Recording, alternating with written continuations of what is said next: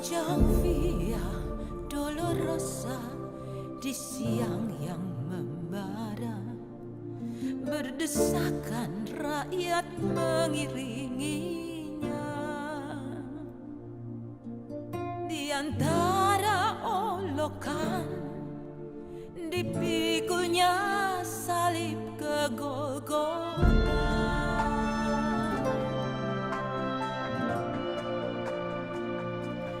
Menetes darah dan peluh dari tubuh yang letih, tanpa ampun cambuk pedih menderanya.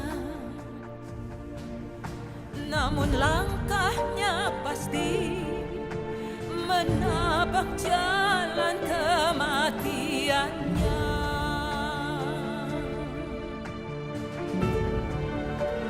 Atas Via Dolorosa, jalan penuh derita, bagai domba keluh Yesus Sang Raja. Namun Dia tetap rela karena kasih-Nya pada kita.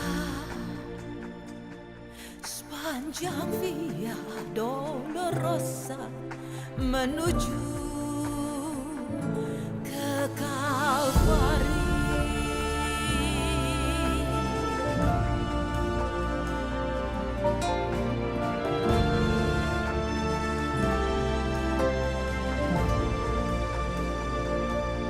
Menetes darah dan peluh dari tubuh yang letih, tanpa ampun cambuk pedih menderanya. Namun langkahnya pasti menapak jalan kematiannya.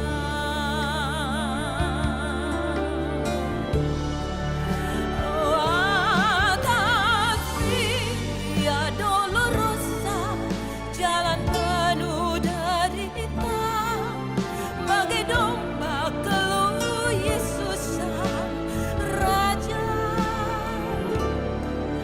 Namun Dia tetap rela karena kasih-Nya pada kita. Sepanjang Via Dolorosa menuju ke Kalvari.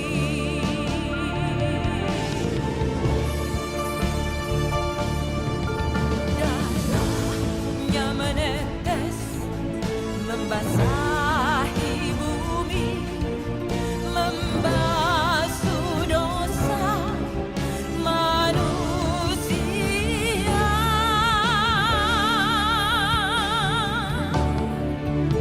Sepanjang Via Dolorosa, jalan penuh derita, bagai domba keluh Yesus Sang Raja. Namun Dia tetap rela karena kasih-Nya pada kita. Sepanjang Via Dolorosa menuju ke Kalvari.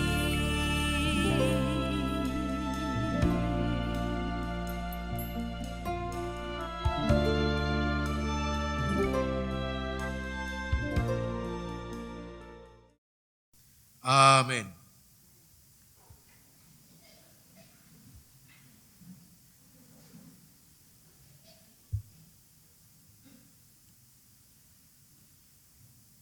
Haleluya. Puji Tuhan. Salam sejahtera dalam nama Tuhan Yesus Kristus. Sebagaimana tema kita hari ini di dalam memperingati kematian Yesus Kristus 2000 tahun yang lalu, yaitu seperti yang terpampang di depan. Kita membuka di dalam Injil Yohanes pasal yang pertama ayat 29. Injil Yohanes pasal 1 ayat 29. Begini firman Tuhan, saya bacakan buat kita semua. Injil Yohanes 1 ayat 29. Pada keesokan harinya, Yohanes melihat Yesus datang kepadanya dan ia berkata, "Lihatlah anak domba Allah yang menghapus dosa dunia." Sekali lagi, lihatlah anak domba Allah yang menghapus dosa dunia. Katakan amin. Puji Tuhan. Bapak, Ibu, saudara-saudara sekalian yang diberkati oleh Tuhan, yang dimaksud oleh Yohanes Pembaptis, anak domba Allah adalah Yesus Kristus yang disebut sebagai anak domba Allah, dan Yesus sebagai anak domba Allah adalah kegenapan dari beberapa peristiwa dalam perjanjian lama menyangkut pengorbanan anak domba. Ya. Sekali lagi, Yesus disebut sebagai anak domba Allah merupakan suatu kegenapan dari beberapa peristiwa dalam perjanjian lama menyangkut tentang pengorbanan anak domba. Puji Tuhan. Kita mengetahui bahwa Yohanes Pembaptis lahir dari suatu kemustahilan secara manusia. Dari pasangan suami istri yang sudah sangat lanjut umurnya, yang tidak mungkin memperoleh keturunan. Tetapi kandungan daripada Elisabeth dipersiapkan Allah untuk melahirkan seorang Yohanes Pembaptis. Yang dikatakan tugasnya adalah untuk mendahului lahirnya Yesus ke dalam dunia sebagai Tuhan dan Juru Selamat. Karena itu banyak orang bertanya kepada Yohanes Pembaptis, "Adakah engkau itu Mesias?" Dia bilang bukan. "Adakah engkau Nabi Elia?" Bukan. "Lalu siapa engkau?" Dia katakan, "Aku hanya suara yang berseru-seru, persiapkan jalan bagi Tuhan." Ya. Sebab itu ketika Yesus muncul, memulaikan pelayanannya di muka bumi ini, dikatakan Yesus datang kepada Yohanes Pembaptis. Dan pada saat itu Yohanes dengan semua murid yang ada padanya, dia katakan, "Lihatlah anak domba Allah." Dialah yang harus menjadi perhatian dari semua mereka yang mengikuti Yohanes Pembaptis, yang dia sebut sebagai anak domba Allah yang menghapus dosa dunia. Haleluya. Nah, Bapak Ibu Saudara sekalian, kita melihat beberapa peristiwa dalam perjanjian lama yang kemudian digenapkan di dalam Yesus sebagai anak domba Allah. Yang pertama, kita membuka dalam kitab Kejadian pasal yang ke-22. Kejadian pasal 22 ayat 13 dan ayat 14. Kejadian 22 ayat 13 dan 14. Lalu Abraham menoleh dan melihat seekor domba jantan di belakangnya yang tanduknya tersangkut dalam belukar. Abraham mengambil domba itu lalu mengorbankannya sebagai korban bakaran pengganti anaknya. Dan Abraham menamai tempat itu, Tuhan menyediakan, Sebab itu sampai sekarang dikatakan orang, di atas gunung Tuhan akan disediakan. Puji Tuhan. Ini peristiwa pertama yang kita dapati dalam Alkitab tentang pengorbanan anak domba. Kita tahu peristiwa ini, cerita ini, ketika Tuhan Allah pada tengah malam mendatangi Abraham, dan ketika itu Ishak sedang bertumbuh sebagai anak yang dinantikan sekian lama, anak perjanjian. Alkitab katakan Abraham sedang bertumbuh dalam hal mengasihi akan Ishak. Ketika itulah Tuhan datang dan berkata, Abraham, besok pagi bersiap, bawa anakmu Ishak yang engkau kasih itu, dan persembahkan dia kepadaku di tempat yang akan kutunjuk kepadamu.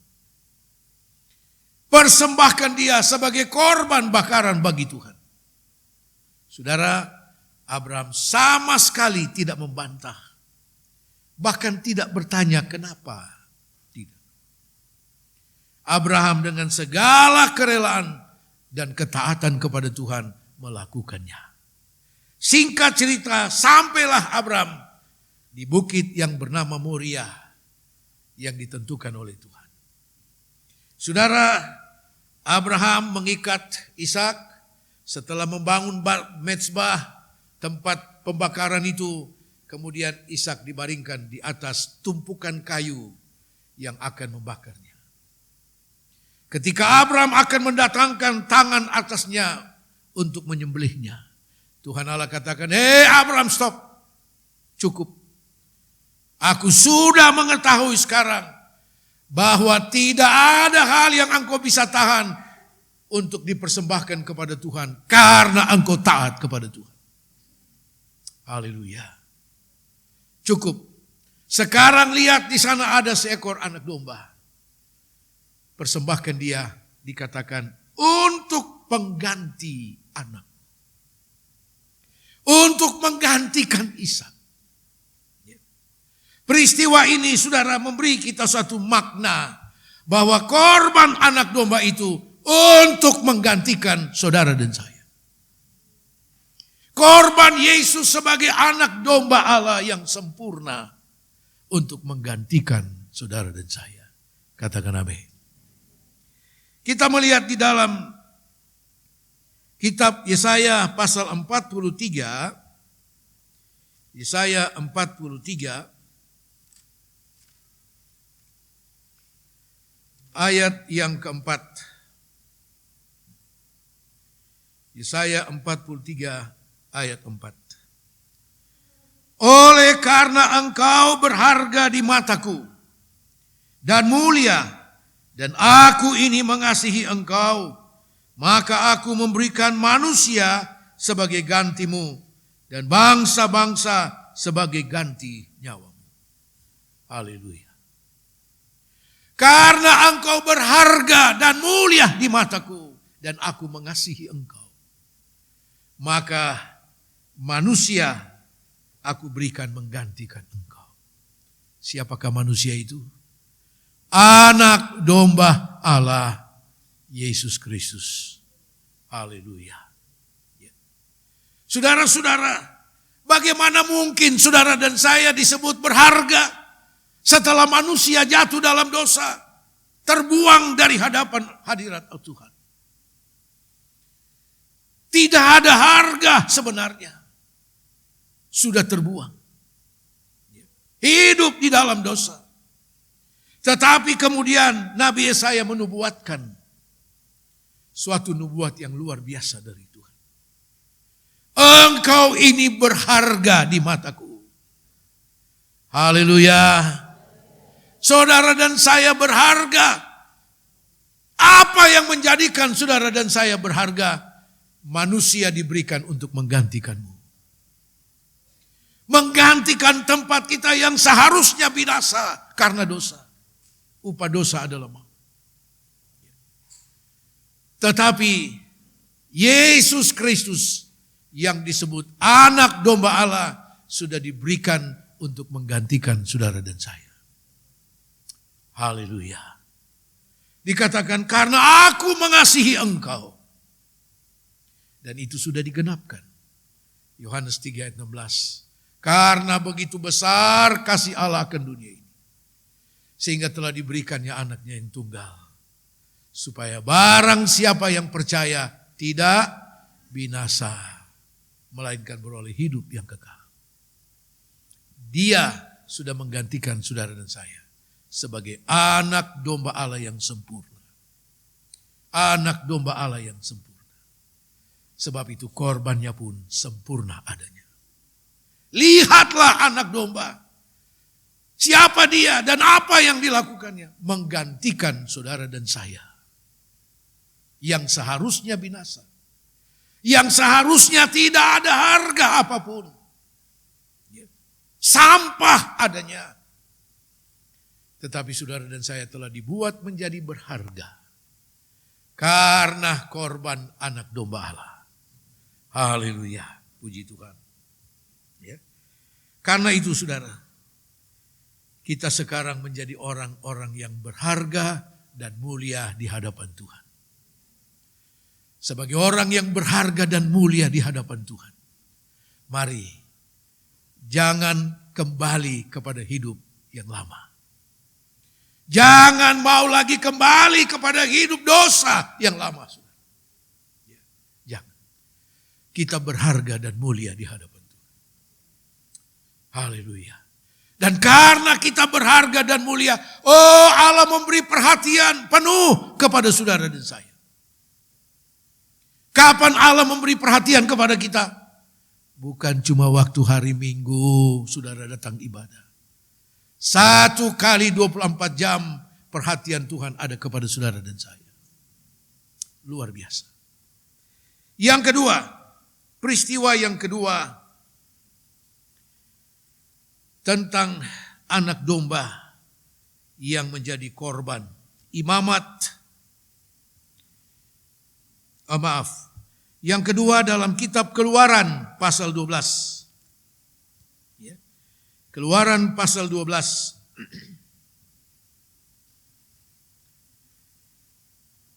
Ayat 3. Kemudian ayat 6 dan ayat 7. Keluaran pasal 12 ayat 3. Katakanlah kepada segenap jemaat Israel. Pada tanggal 10 bulan ini diambillah oleh masing-masing seekor anak domba menurut kaum keluarga. Seekor anak domba untuk tiap-tiap rumah tangga. Ayat 6. Kamu harus mengurungnya sampai hari yang ke-14 bulan ini. Lalu seluruh jemaat Israel yang berkumpul harus menyembelihnya pada waktu senja. Kemudian dari darahnya haruslah diambil sedikit. Dan dibubuhkan pada kedua tiang pintu dan pada ambang di atas, pada rumah-rumah di mana orang memakannya. Ayat 12 dan ayat 13. Sebab pada malam ini aku akan menjalani tanah Mesir, dan semua anak sulung dari anak manusia sampai anak binatang akan kubunuh. Dan kepada semua ilah di Mesir akan kujatuhkan hukuman, akulah Tuhan. Dan darah itu menjadi tanda bagimu pada rumah-rumah di mana kamu tinggal. Apabila aku melihat darah itu, maka aku akan lewat daripada kamu. Jadi tidak akan ada tulah kemusnahan di tengah-tengah kamu apabila aku menghukum tanah Mesir. Puji Tuhan. Peristiwa yang berikut yang kita lihat dalam kitab Keluaran, saudara, peristiwa yang kita semua pahami dengan baik. Ya. Yaitu ketika Tuhan akan membawa keluar bangsa Israel dari Mesir. Setelah kurang lebih 430 tahun mereka diperhamba di tanah Mesir. Dengan segala bentuk penderitaan dan penganiayaan. Saudara, tibalah waktunya Tuhan akan membebaskan bangsa ini. Dibawa kepada suatu negeri yang Tuhan katakan negeri yang baik, luas dan berlimpah-limpah. Nah, karena ketegaran hati daripada Firaun sehingga dia tidak mengizinkan bangsa ini pergi. Dan Tuhan harus menghukum Firaun dengan 10 tulah, 10 hukuman. Tetapi pembebasan bangsa Israel dari Mesir bukan karena 10 tulah itu. 10 tulah hukuman itu untuk mengajar Firaun bahwa sesungguhnya ada Allah yang melebihi segalanya. Ada Allah yang maha kuasa, yang melebihi segala kekuasaan apapun di dunia ini. Sehingga pada suatu ketika Firaun kembali mengeraskan hati, Tuhan bilang, Firaun, kalau aku mau sudah lama engkau aku binasakan. Tidak perlu tunggu 10 hukuman. Tetapi aku masih membiarkan engkau hidup supaya engkau melihat dan mengetahui akulah Allah di atas segalanya. Firaun tidak ada artinya bagi Tuhan. Dan bukan 10 hukuman itu yang membuat Israel dibebaskan. Tetapi oleh pengorbanan anak domba yang harus diambil oleh setiap keluarga bangsa Israel. Dikatakan pada tanggal 10 bulan pertama, mereka harus memilih seekor anak domba jantan yang terbaik, yang berumur setahun, kemudian diasingkan dan disimpan selama 4 hari. Baru kemudian hari keempat di waktu senja, masing-masing setiap keluarga, mulai dari orang tua, suami istri, orang tua, anak-anak berkumpul dan sama-sama menyembelih domba itu. Dan makan daripada dagingnya.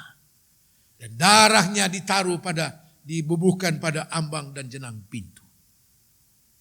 Sebab itu ada yang bertanya kepada saya, masa anak-anak harus ikut perjamuan suci?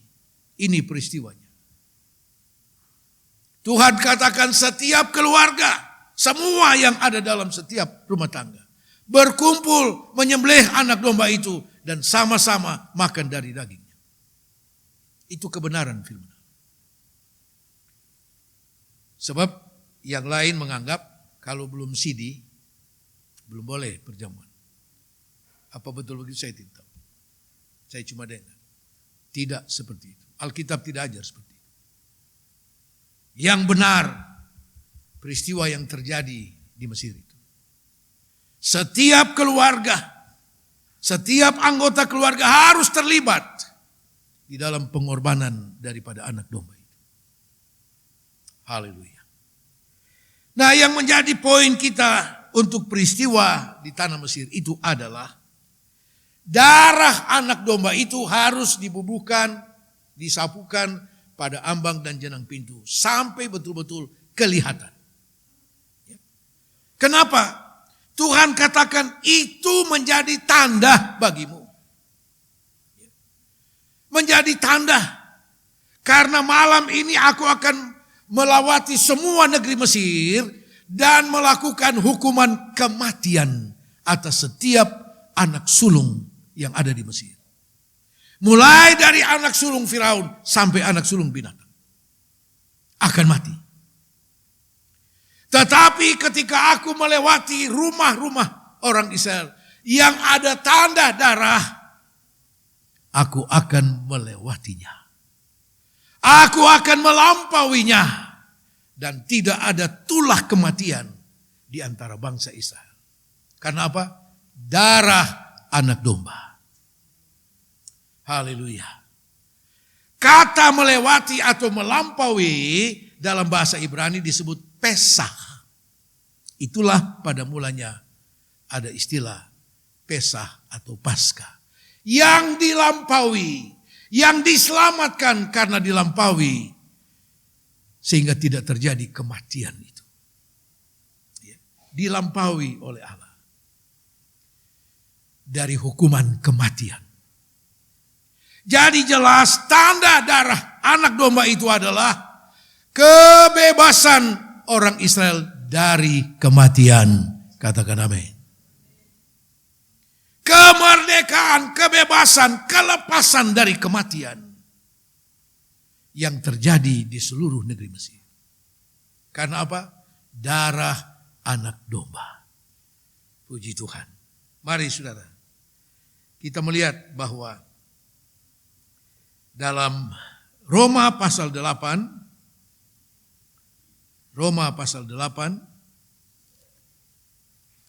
ayat 1 dan ayat 2. Kegenapannya bagi saudara dan saya. Demikianlah sekarang tidak ada penghukuman bagi mereka yang ada di dalam Kristus Yesus. Roh yang memberi hidup telah memerdekakan kamu dalam Kristus dari hukum dosa dan hukum maut. Haleluya.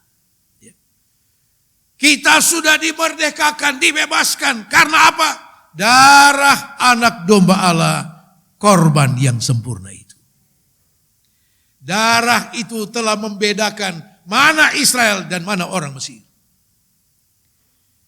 Sehingga malam itu, karena tanda darah itu, malam itu mereka keluar dari tanah Mesir. Meninggalkan tanah Mesir dengan tidak ada kematian. Tidak ada yang sakit. Keluar dengan satu pembebasan yang luar biasa. Saudara, darah anak domba Allah, darah Yesus Kristus sudah menjadi tanda bagi saudara dan saya yang seharusnya membedakan kita dari kehidupan yang lama kepada hidup yang baru. Hidup yang dibebaskan di dalam Tuhan. Dari segala hukum dosa dan hukum maut. Ibrani pasal 2 ayat 14 dan 15 dikatakan, oleh kematiannya dia sudah melenyapkan iblis dengan segala mautnya. Maut yang sekian lama memperhambakan kita dalam ketakutan. Tapi oleh kematiannya, saudara dan saya telah dibebaskan oleh Tuhan. Dari sedikit cuplikan yang kita lihat di awal ibadah tadi. Tentang yang menggambarkan bagaimana penderitaan Yesus Kristus.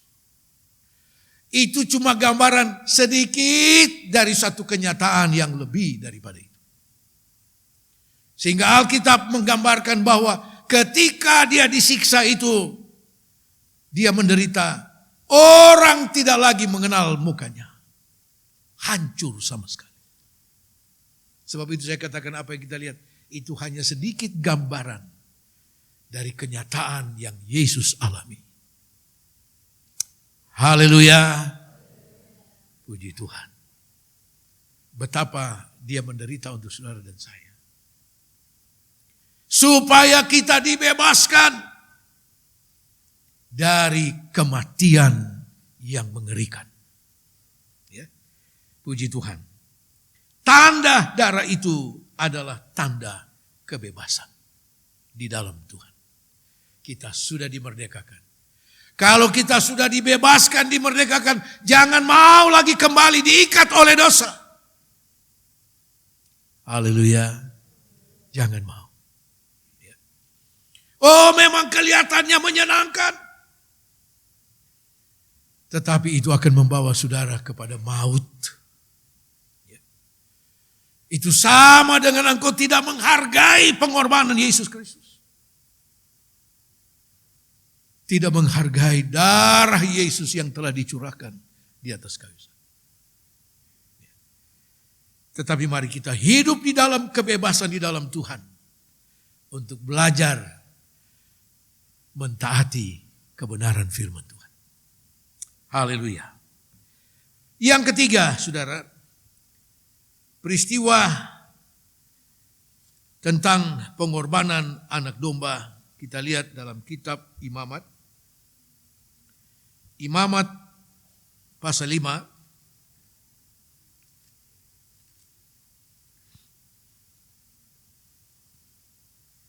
Imamat pasal 5 ayat 14 sampai ayat 19. Imamat pasal 5 ayat 14 sampai 19. Tuhan berfirman kepada Musa, apabila seseorang berubah setia dan tidak sengaja berbuat dosa dalam satu hal kudus yang dipersembahkan kepada Tuhan, maka haruslah ia mempersembahkan kepada Tuhan sebagai tebusan salahnya seekor domba jantan yang tidak bercelah dari kambing domba, dinilai menurut sikal perak, yakni menurut sikal kudus, menjadi korban penebus salah. Hal kudus yang menyebabkan orang itu berdosa haruslah dibayar gantinya dengan menambah 1/5 lalu menyerahkannya kepada imam. Imam harus mengadakan pendamaian bagi orang itu dengan domba jantan korban penebus salah itu sehingga ia menerima pengampunan. Jika seseorang berbuat dosa dengan melakukan salah satu hal dilarang Tuhan tanpa mengetahuinya, maka ia bersalah dan harus menanggung kesalahannya sendiri. Haruslah ia membawa kepada imam seekor domba jantan yang tidak bercelah dari kambing domba yang sudah dinilai sebagai korban penebus salah. Imam itu haruslah mengadakan pendamaian bagi orang itu karena perbuatan yang tidak disengajanya dan yang tidak diketahuinya itu, sehingga ia menerima pengampunan. Itulah korban penebus salah. Orang itu sungguh bersalah kepada Tuhan. Peristiwa tentang korban anak domba dalam hukum Taurat ada sekian banyak. Salah satu dari setiap korban anak domba itu dikatakan adalah korban penebus salah. Sehingga ketika seorang Israel melakukan kesalahan, melakukan dosa, dia harus mempersembahkan seekor anak domba jantan yang tidak bercela, yang sempurna. Dibawa kepada imam, kemudian imam melakukan pengorbanan itu. Dikatakan dengan darah anak domba yang tercurah itu, maka imam telah mengadakan pendamaian dan dengan demikian orang itu diampuni. Makna dari pengorbanan anak domba di sini adalah pengampunan. Katakan amin. Tidak ada di antara kita yang bebas dari kesalahan. Tetapi oleh pengorbanan anak domba Allah, yaitu Yesus Kristus, saudara dan saya sudah diampuni dan diperdamaikan kembali dengan Allah Bapa di sorga. Makna dari peristiwa dalam kitab Imamat itu adalah pengampunan. Korban anak domba dengan darahnya mendatangkan pengampunan. Mendatangkan pengampunan. Saudara-saudara sekalian, di atas kayu salib, setelah melewati penyiksaan yang sudah di luar peri kemanusiaan, dari sedikit cuplikan yang kita saksikan tadi, sampai di atas kayu salib, kalimat pertama, perkataan pertama yang diucapkan Yesus, ya Bapa, ampunilah mereka. Korban Yesus mendatangkan pengampunan bagi saudara dan saya. Dan Alkitab katakan berbahagialah, diberkatilah mereka yang kesalahannya diampuni, dosanya tidak diperhitungkan oleh Tuhan. Kenapa tidak diperhitungkan? Sudah ditimpakan kepada Yesus. Yesaya pasal 53 di sana dikatakan, dia telah tertindas dan menderita karena kesalahan kita ditimpakan kepadanya. Haleluya. Saudara-saudara yang dikasihi Tuhan, dosa kita diampuni oleh Tuhan. Tidak diperhitungkan. Dan pengampunan dari Tuhan sangat berbeda dengan pengampunan manusia. Beda. Ketika Tuhan mengampuni kita, saudara, dia menganggap seperti tidak pernah terjadi. Dihapuskan. Yohanes Pembaptis katakan, lihatlah anak domba Allah yang menghapus dosa dunia. Dihapus seperti tidak pernah ada. Itu cara pengampunan Tuhan bagi saudara saya. Dan setelah kita diampuni, dosa kita dihapuskan, jangan mulai tulis lagi itu dosa. di atas lembaran putih yang bersih oleh pengampunannya. Jangan mulai lagi. Haleluya. Tapi yang satu itu beta belum bisa lepas. Susah. Susah. Beta pun bini sotogor beta. Papa berhenti sudah. Dia bilang apa? Mama Tuhan juga tahu 1 tahun 1 kali. Ya. Kan tidak tiap hari. 1 tahun 1 kali. Soalnya apa-apa. Saudara, jangan mau mulai lagi melukis dosa di atas lembaran yang sudah dihapuskan oleh Tuhan dari segala dosa kita. Katakan amin. Haleluya. Dia sudah mengampuni saudara dan saya. Dan Tuhan selalu mengampuni kita. Tapi ingat, jangan berbuat dosa lagi. Seperti Yesus katakan kepada perempuan yang ditangkap berzina. Ya. Ketika tidak ada seorang pun yang datang kemudian menuduh dia dan siap menghukum wanita itu untuk melempar dengan batu sampai mati sesuai aturan hukum Taurat. Tapi kemudian Yesus katakan, barang siapa yang merasa tidak pernah berbuat dosa, silakan dia duluan melempar wanita itu. Ternyata semua merasa berbuat dosa. Ya. Dan semua tinggalkan wanita itu. Yesus tanya, di mana mereka semua? Tidak ada yang menghukum engkau? Tidak ada Tuhan. Aku pun tidak menghukum engkau. Tetapi pergilah dan mulai sekarang jangan berbuat dosa lagi. Tuhan mengampuni kita. Tapi ingat, jangan berbuat dosa lagi. Supaya jangan hal yang lebih buruk terjadi. Karena berulang-berulang ketika Tuhan tegur saudara, ya, entah teguran itu berupa apa, tapi akhirnya menyesal. Coba dari dulu beta sudah dengar apa itu hamba Tuhan bilang, apa itu firman Tuhan bilang. Sebenarnya tidak seperti ini. Ya, penyesalan selalu datang dari belakang. Ya. Tuhan selalu mengampuni kita. Yang terakhir, saudara, kita melihat peristiwa pengorbanan anak domba. Yesaya pasal 53.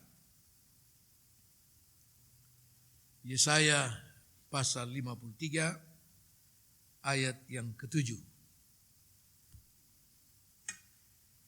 Yesaya 53 ayat 7.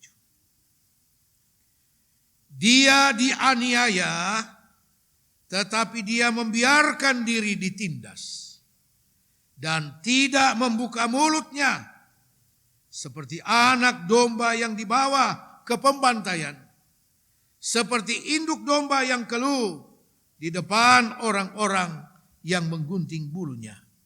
Ia tidak membuka mulutnya. Puji Tuhan.